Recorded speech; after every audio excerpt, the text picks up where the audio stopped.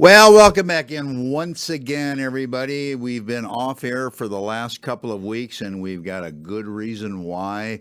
Rigel Studios, where we do the show from, has moved to a brand new, great location. Super nice. It's in a great part of town. We're even closer to the world famous Las Vegas Strip. So we are absolutely thrilled to be here, to be back on air to bring you another great show. We've got a great guest for you. We've got a lot to talk to her about. And I guess like most people, if you're a golfer, you ended up watching the Masters at Augusta this last weekend. And for those of you that follow me, I didn't think Tiger Woods was going to play at all, but he did, and miraculously made the cut. But then you knew the last 36 were going to be a little bit tough, and it showed in his play. But still, just a tremendous feat. And the crowds were just obviously unbelievable there. And congratulations to the winner. It's always a great tournament.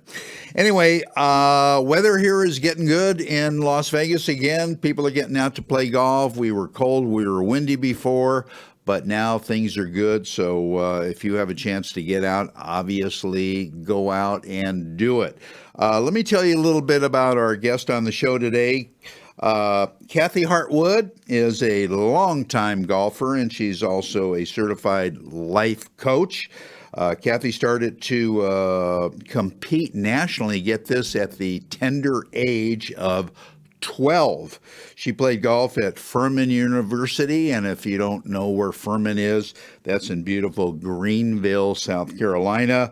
She has played professionally all over the world and then just kind of got tired of the grind like a lot of players do and decided to turn to teaching for a living. Kathy has held some awesome positions throughout her teaching career, such as lead instructor for Golf for Women magazine Golf Schools, director of women's golf at Hamilton Farm Golf Club, which is absolutely an awesome facility, and that is in New Jersey, where she is now. She currently teaches at Fiddler's Elbow Country Club in New Jersey, and the good part about joining that club, you don't have to be a musician, despite saying, Fiddler's Elbow.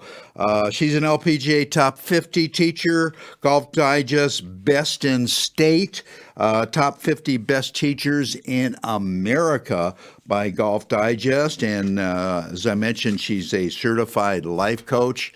No. Not a lifeguard, but a life coach. Her father is a professional golfer. Her brother is a professional golfer, and her husband is a professional golfer. So Mark Wood, and we interviewed him years back, I believe, when he was at Hamilton Farms. Really great guy.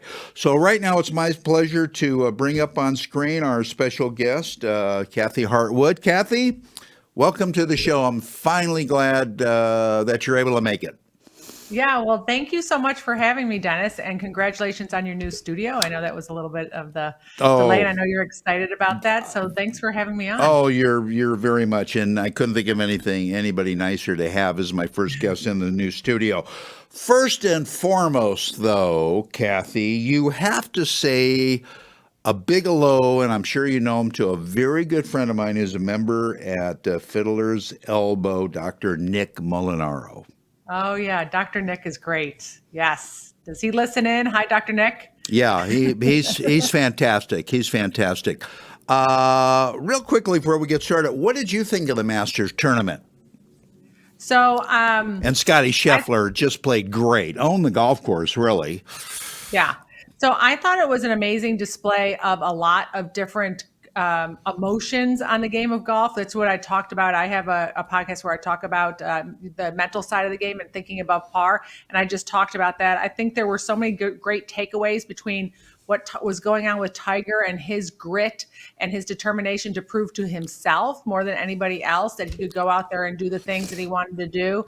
I thought it was amazing to see the focus and determination also in Scotty. And I thought he was very vulnerable with the things that he went through the morning of Sunday, talking about how he was crying and trying to get over those things. And I think that was a very relatable moment for a lot of people who play golf when we're dealing with emotions on the golf course, and how the ability to go to the golf course and step into your pre-shot routine and click it on was amazing.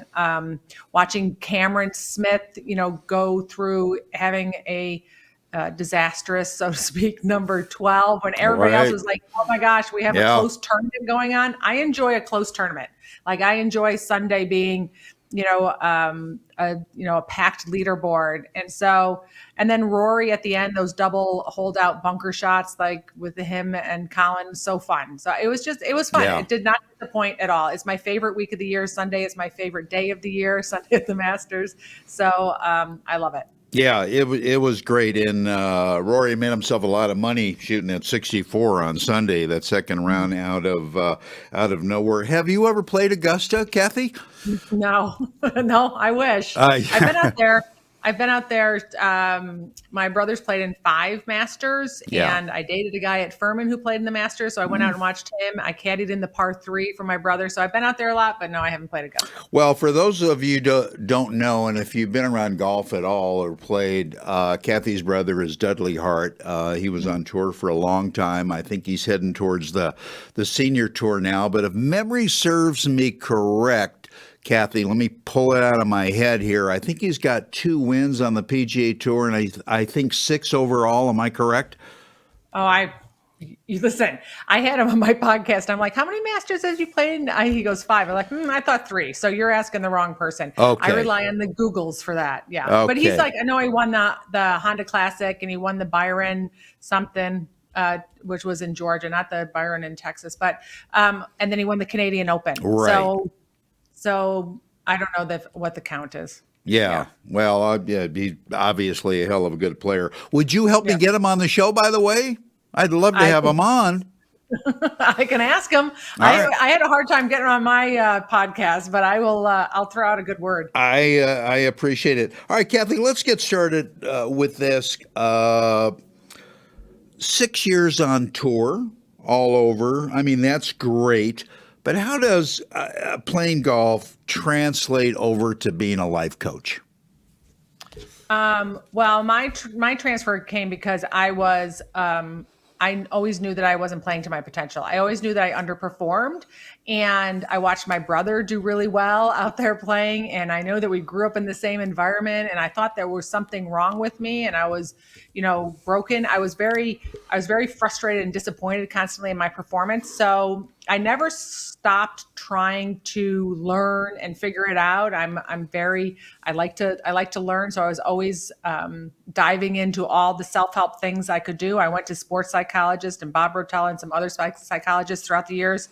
And I really just had a moment where, I did a lot with teaching, and I have a lot of awards and all those things, which aren't very important to me, but I kind of had tapped out on that part. And I had a discovery for myself on solving the problem that I had all those years through getting life coaching for something else in my life. I just was wanting to just up level my life. And I know that the fastest way to get there is through a coach. And the resources that I went through, I was able to use those tools to really figure out exactly why I wasn't playing to my potential with golf. And I just decided to start sharing it with other people. And it's one of those things that has made a way bigger impact on people's games and their lives versus any grip that I changed or slice that I changed or posture that I fixed. So What I love it.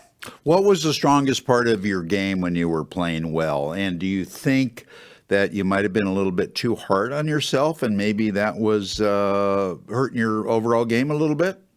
Yeah, I mean, for sure. So the strongest part of my game was my iron play, my ball striking. I could hit a lot of greens, but my putting was the weakest part of my game. And it was the part that was so disappointing. And yeah, I totally beat myself up. I think a lot of golfers can relate to that. I had expectations that were very high. I also had a bit of perfectionism, and that doesn't float well when you're trying to play golf. And I just Right. didn't have tools to manage all of that and have my own back and keep moving forward.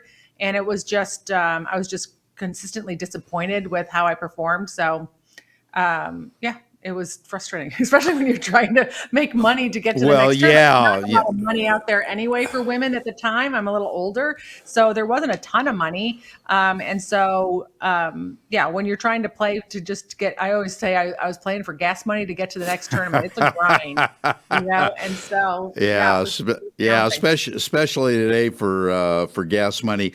And you played all over. Number one, did you have a favorite tournament in any particular country? And number two, did you enjoy playing with a particular player more than others?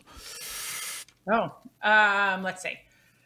So I'm going to say, I played on the European tour, South African tour, Australia. I played in Korea. I played in the States. I did not play on the LPGA tour. I was just on a bunch of mini tours over here and went overseas. I would tell you that my favorite place, honestly, to play was South Africa. I just loved Wow, the really? whole experience down there. The people were great. I was traveling with my best friend at the time who I went to college with, Kelly Stenzel, and we just had the best time playing some really kind of just cool experiences, like playing at Sun City, South Africa, Right, which is a casino environment, and like right. having monkeys in the trees, and it was fun. Yeah. That's and it's funny that you say South Africa. I was there for 2 weeks, spent a week on the Serengeti, and it Mm, was because I love animals like you do, and yeah. it was awesome. And Kelly's been teaching a long time herself, hasn't she? Yeah. Yeah, for sure. Yeah, I just did a golf school with her over at Boca Resort. Yep, she's doing really well for herself. Yeah, she's a nice gal. All right, do me this because I got a couple of text messages in. Please explain the difference of being a life coach and a mental coach.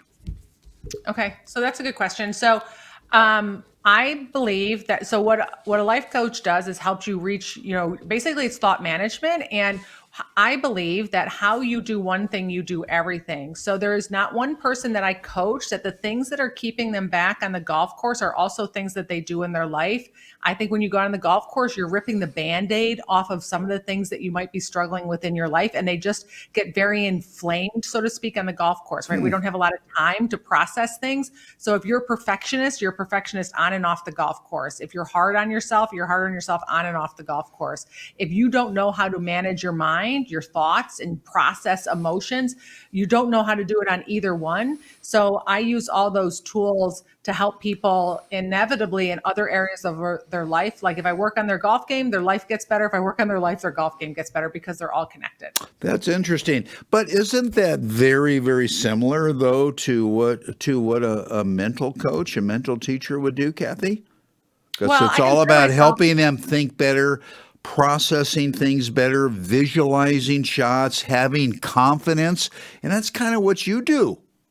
Yeah, for sure. I mean, you could call me a mental coach if you wanted to, but I have people practice on and off the golf course with things on helping them managing their thoughts and their emotions, because Okay. I think that the better that you get at it off the golf course, when you're on the golf course, when you only have seconds or minutes before you hit your next shot, Right. your process needs to be pretty quick. So you Right. want to be able to practice it everywhere. Okay, yeah, yeah. I've heard people not refer to you as a mental coach, but more as a mental case. And I'm Yeah, just kidding, just kidding.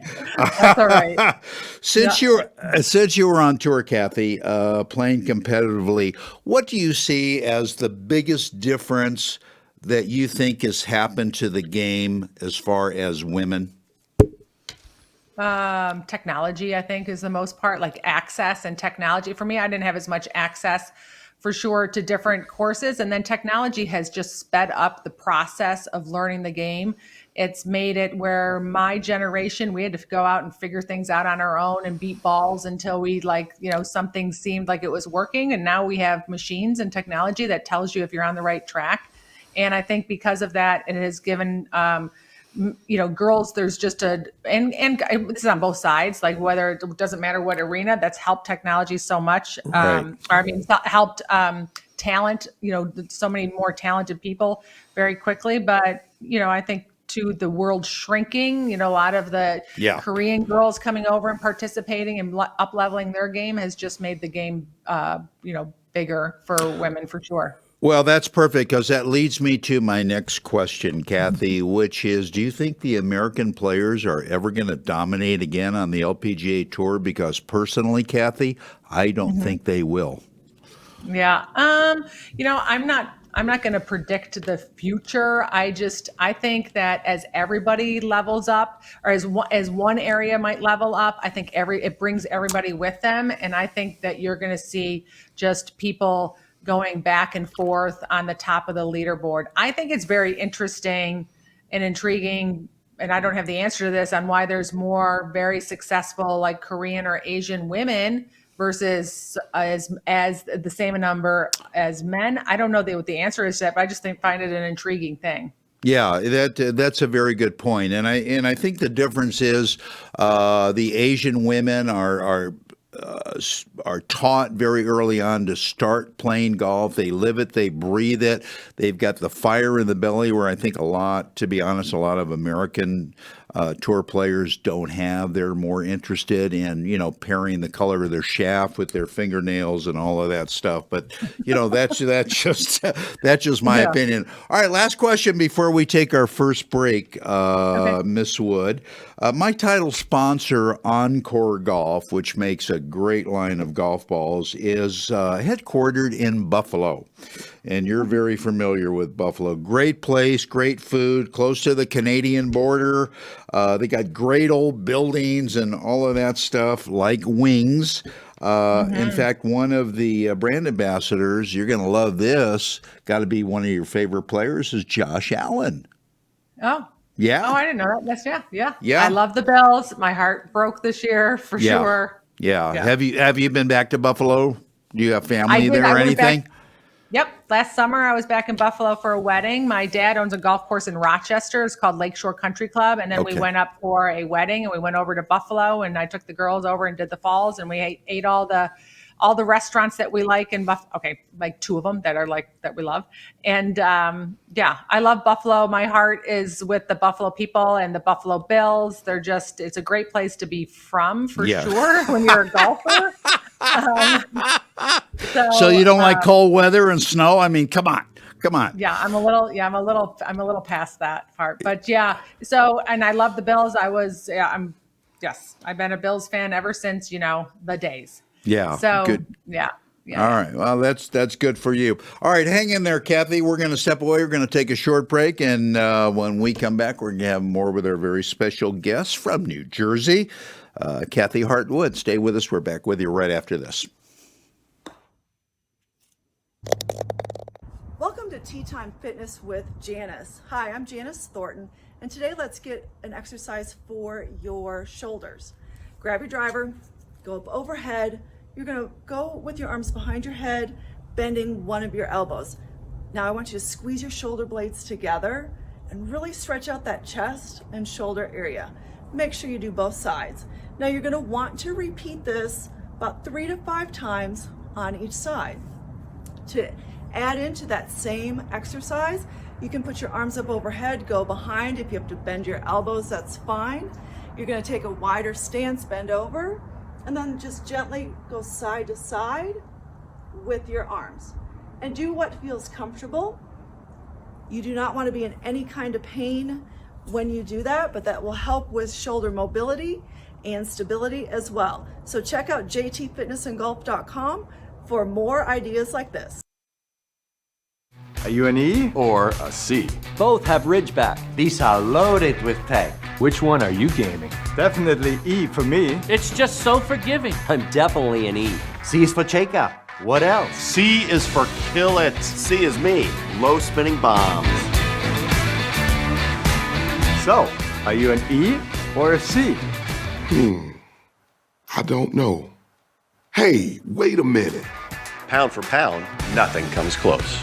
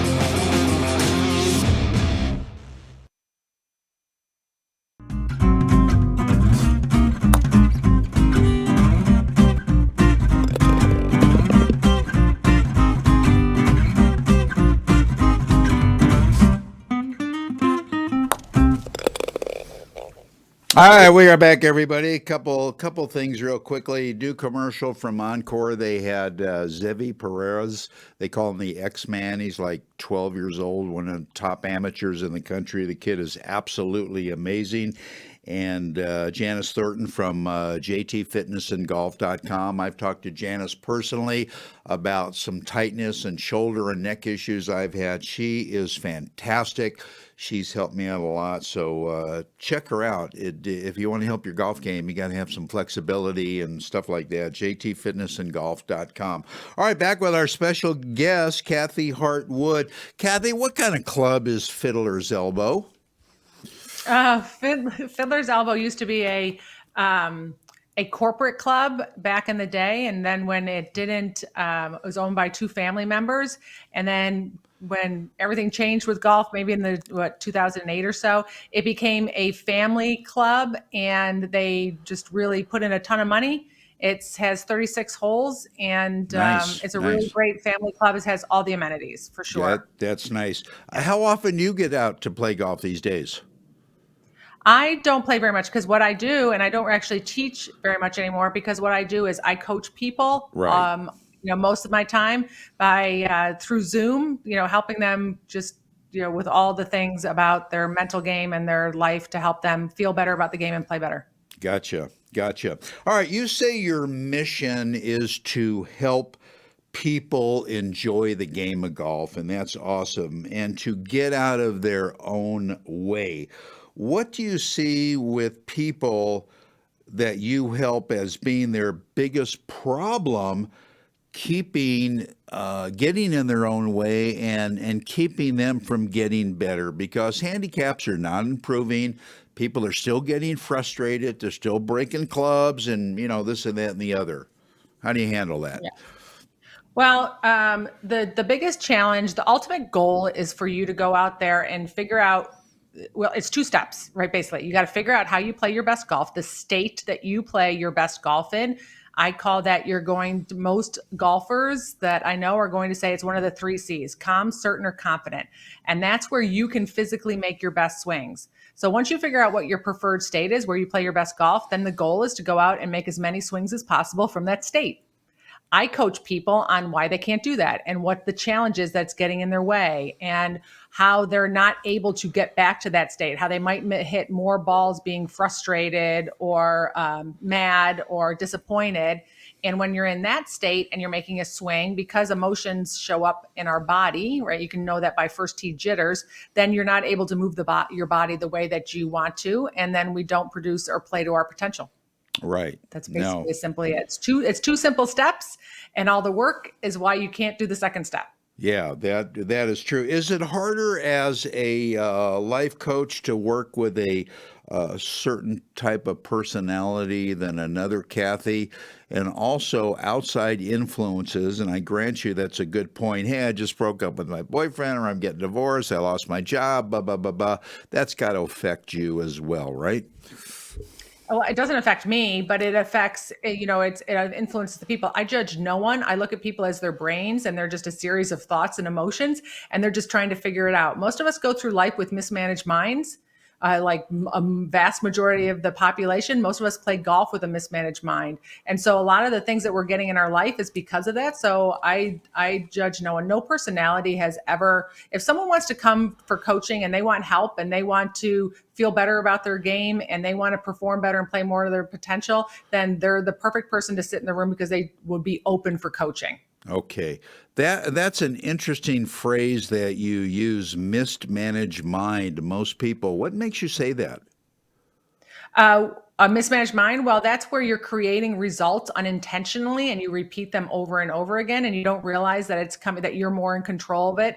And it's mismanaged. You're having thoughts, you're listening to your brain when your brain is not necessarily serving you, like telling you, like, you might hit in the water, that you're never going to be very good at this, that you're not any good. Like, that's a mismanaged mind. And those are thoughts that might pop up, but you don't have to listen to them, right? Our thoughts are totally optional. And so when we end up listening to all those thoughts that our brain serves up to us, then it's mismanaged. You want to think on purpose so that you can create the results that you want, because it's available to you. Okay, if I suck at golf though, and I know it, does that mean my mind is mismanaged, or am I just being realistic?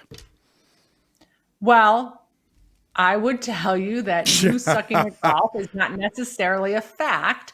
And why it would not serve you is if you thought I suck at golf and it feels negative, then you're going to stand over that next shot with a negative emotion and a negative state, and you're not going to make your best swing. Right. True. It's like that, right. You just want to take, I tell people, you want to get your stats like on where you are. Is like, if you're just a golfer who is, let's say, an 18 handicap, and right now you miss, 50% of the fairways, that's where you are. But what happens is we go out and we figure out, I tell people, take 10 balls, go out and hit all your clubs, or the clubs that you hit, or every other one if you don't have time, hit the putts, like whatever distances you want, and get your stats for the most part. So let's say if you went out and you hit 5 out of 10 drives between two flagpoles on the range, which for most people, they're in one of those 3 C's, they're certain or confident on the range for the most part, then when you go on the golf course, you should expect to hit, if you perfectly manage your mind and are calm, half of their holes, like, so 7 fairways. And so what happens is, where we end up getting in our own way is when we expect to hit all the fairways, and that's Right. just not realistic. Right. Right. Yeah. And that's when we start saying that we suck. That's not true. Like, it's just based on where your data is right now. It doesn't mean you're stuck there. It means Right. just that's a glimpse of where you are right now. Yeah. No. And I agree with that. With what you said, that's a very good point. Do you think that perhaps one of the problems, Kathy, is, and I personally believe this, there's too much information being put out about mental stuff, golf instruction. You've got DVDs, you got CDs, you got books, you got magazines, you've got YouTube. Everybody's got conflicting information. That's got to be a problem, isn't it? Well, I definitely think it can be a problem for your golf swing, for sure. Like, you can get definitely overwhelmed with information. And then you get, we lose a little bit. We need some mental constraint. We have Yeah. to really filter out the things that we want to listen to and not listen to. Mental game, I haven't had too many people come to me and say they have too many thoughts about what to do on the golf course as far as their mental game goes. Most of the time, people are overthinking their swing, and that's getting in the way. They have too many thoughts over the golf ball I relative to agree. their swing, and that gets in the way. But having too much information about mental game, I haven't heard anybody really say that. But the swing, for sure. Yeah, I totally agree. That's a good point, Kathy, and maybe you won't agree with me. I basically think the golf swing is pretty simple. Take it back, hit it through, okay?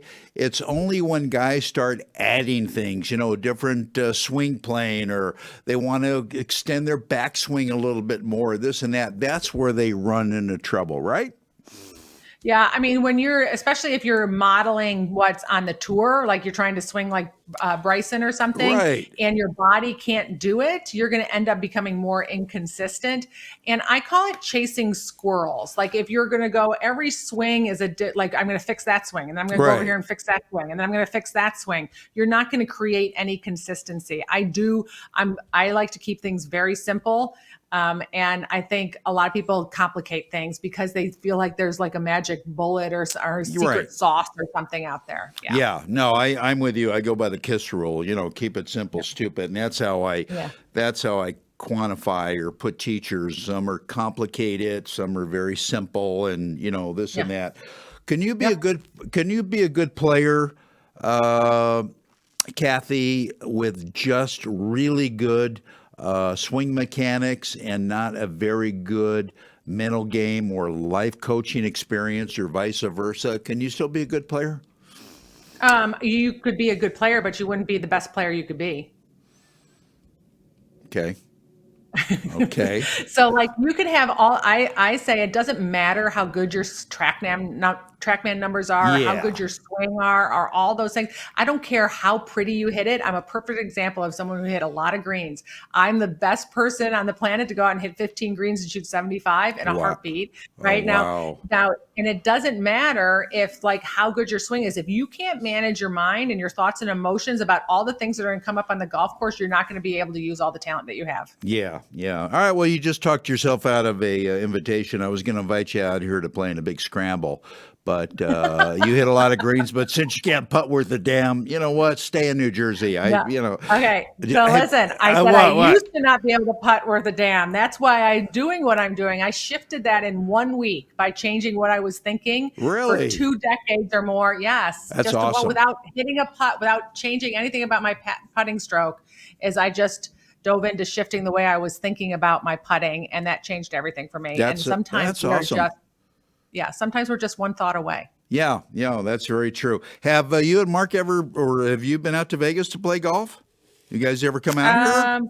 Yeah, I think I told you I couldn't remember the name of the golf course. It's been years. Most of the time I go out there to do the Vegas things. Okay. Why don't you guys come on out and play some golf for crying out loud? Love to have you out here. Yeah, we rarely get a chance to go out and just do like golf fun stuff. Like that's just not when we're going and vacationing or getting away, it's usually non-golf things. Okay. Yeah. Tell but if I do, for sure I will let you know. I'd love to have you come out. It'd be a treat playing with you guys, and I'd love to kick your butt on the golf course anyway, and and take a few bucks from you. Tell us about your experience in Tokyo. Living there must have been awesome. No, actually I hated it. So, but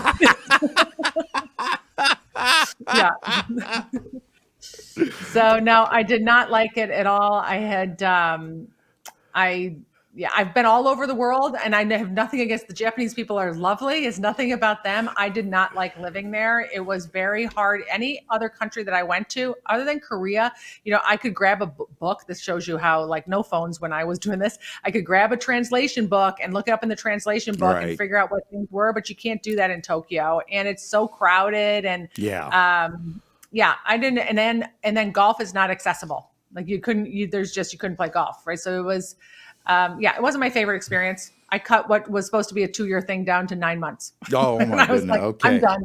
I'm done. I'm out of here. I don't blame you. I don't blame you then. I don't blame you. Yeah, I'm just being honest. I appreciate that. All right, stay with us. We're going to take another short break, and we come back. We're going to finish up with our special guest, Kathy Hart Wood, who's just been great, and we've got a couple surprises for you as well. So we'll be back right after this. Hey golfers, I've been a golf talk show host for a long time, and I've been playing golf even longer. Being in golf media, I've had the chance to play every ball ever made. I've tried them all. Well, my search is finally over because I found the best ball I have ever played with, and more golfers are finding the same thing. I started playing with the Elixir golf ball made by Encore Golf. Encore Golf has revolutionized both their golf balls, the Elixir or the Avant 55, or the brand new Vero X1, to where the performance of either will simply blow you away. It did me. If you're looking for better performance and durability with your ball, Encore Golf has it. Don't just take my word for it. Check them out at EncoreGolf.com and you'll become convinced, as I am, the first time you tee it up with Encore. It's the best performing ball for the price. Go to EncoreGolf.com and see for yourself. Your scores will love you for it. That's ONCORE Golf.com. Experience a salon like no other. Charm Beauty Lounge specializes in hair, skin, and a non-surgical, painless way to fuller hair, designed to boost hair volume up to 400% without glue or solvents.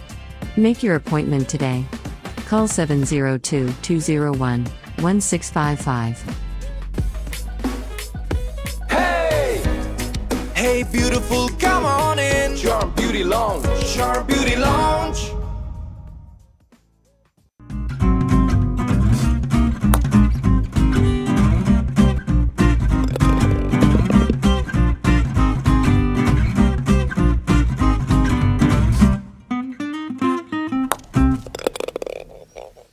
All right, welcome back, everybody. We having a great show going with Kathy Hart Wood from Fiddler's Elbow, great club in New Jersey. And Kathy, let me ask you, How do people find you? If I want life coaching, if I need help and blah, blah, blah, how do they reach out? How do they find you? Yeah, well, probably the best thing to do is go to my website, kathyhartwood.com. You Boy, can is that a email me cheap at plug? Kathy. That's a cheap plug. No, I'm kidding. I'm Well, kidding. what- I know. How I else know. are they supposed to plug? I don't know what the answer's supposed to be. I know. Or listen to your podcast. I didn't even know you did a podcast, but all right, go to your Yeah. website. How else do they find you? Yeah, so they can do that. They could email me at Kathy Hartwood. They can go to Instagram, same thing, Kathy Hartwood, or listen to my podcast, Above Par. If you want some tips, I know a lot of people get a lot of value out of the free content that I share every Wednesday at Above Par. Okay. How long have you been? To be honest with you, I didn't know you did a podcast. I didn't know you were a competitor. Otherwise, I wouldn't have had you on the show. No, I'm just kidding. You're absolutely delightful. My content does not compete with your content. Well, how long you been doing the show? So I'm just did episode 64. Okay. All right. And Yeah. and the content is primarily what, Kathy? So I teach you how to think above par so you can play below par. So all of it is on just different tools and tactics that you can use out on the golf course, insight, different ways to think about Great. things that you can use on the golf course. I've had my brother on 3 times. I've had some clients on with some of their success stories on there that people can relate to. So, and I have a lot of pickleball listeners who are getting a lot Really? of value out of my content and using it for their life. I have people who have not been able to play golf because they've been ill, and they use it to help them get through their illness. So it is a life thing, and they're going to Fantastic. use it and as they move forward to when they can start playing golf again. So That is fantastic. Well, if you're ever hard up for a guest, you always know how to get a hold of me. I'd be delighted. I'd be honored to be on your show. How do you become a certified coach, life coach, Kathy? There's got to be a process.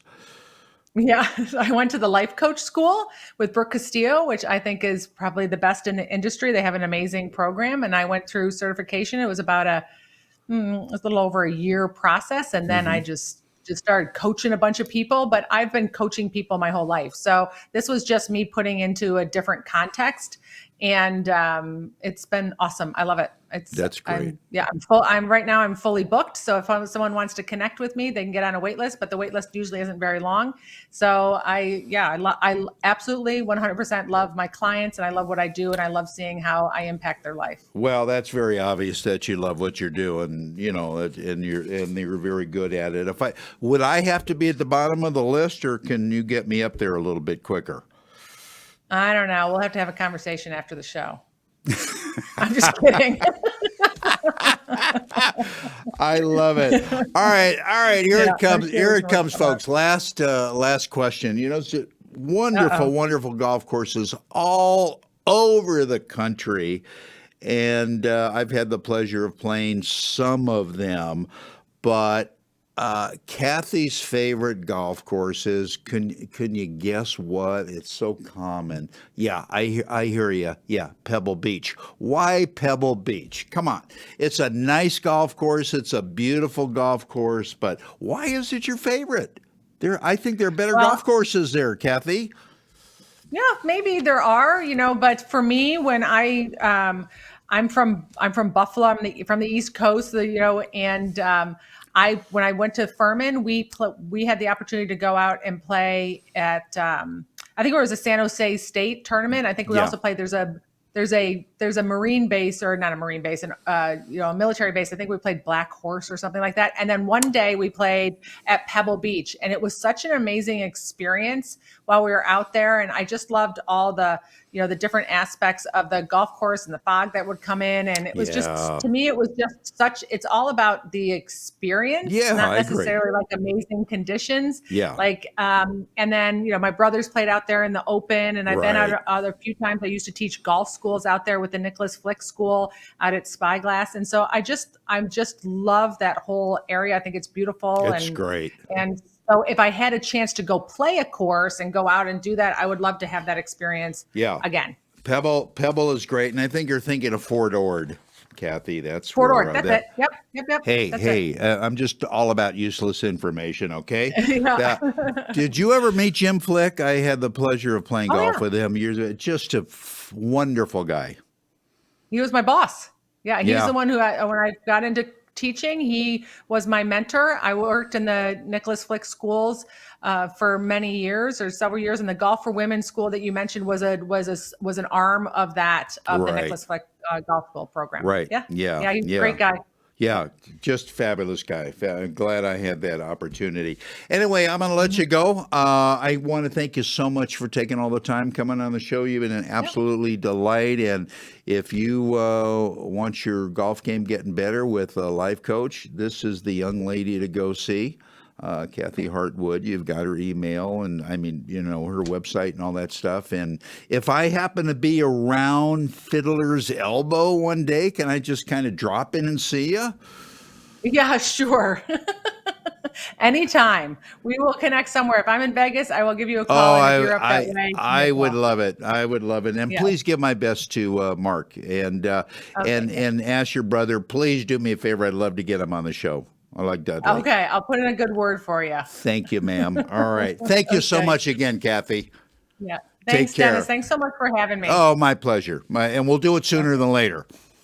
Okay, Again. sounds good. All right. Thank you. Sounds All right. good. Kathy Hartwood, everybody. Just really good. Really good at what she does. All right. We're going to step away, take another real short break, come back and finish up the show. Stay with us. As golfers, we want instant gratification when it comes to a better golf swing and playing better golf. Impossible, you say? Not anymore. Golf Boost Artificial Intelligence, AI, has developed and patented the most advanced swing analysis technology in golf. Simply, the algorithms detect your body position and then analyze your golf swing using their artificial intelligence technology. The AI captures all the relevant data from your swing video and then presents you a personalized lesson. Golf Boost AI is the ultimate swing analysis and virtual instruction system for golfers of all ages and abilities. This sophisticated software takes into consideration your height and build, playing level, and returns the ideal solution for your swing. Bottom line, Golf Boost AI is an incredibly convenient and cost-effective tool for golfers to improve their swing. Go to golfboost.com and check it out. The app is free to download and try. Visit golfboost.com today.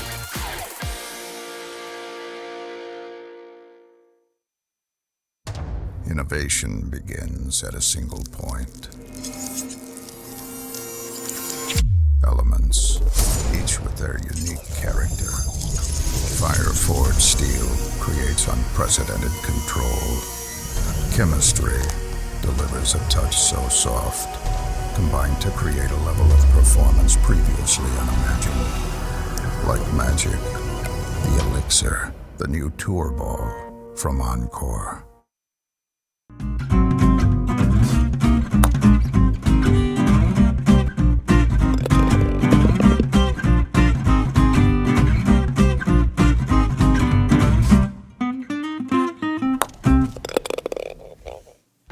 All right, welcome back, everybody. We're just about to close up the show. I want to thank Kathy for a great interview. And I was reading very recently, you probably have too, as much as Tiger Woods is hurting, quote unquote. Him and Phil Mickelson have filed, so to speak, for lack of a better term, to play in the U.S. Open. He's also scheduled to play in some kind of celebrity pro-am, so I'm not really quite sure what's going on. Davis Love asked him to be a co-captain or even a player in the upcoming President's Cup, and so it's going to be an interesting story to follow. Anyway, that's going to wrap it up for this edition of the 19th Hole Podcast for Golfers. I've been your host, Dennis Silvers. We thank you for tuning in, and we're going to see you back with another great show, same place, same time next week at the new Rigel Studio. So long, everybody.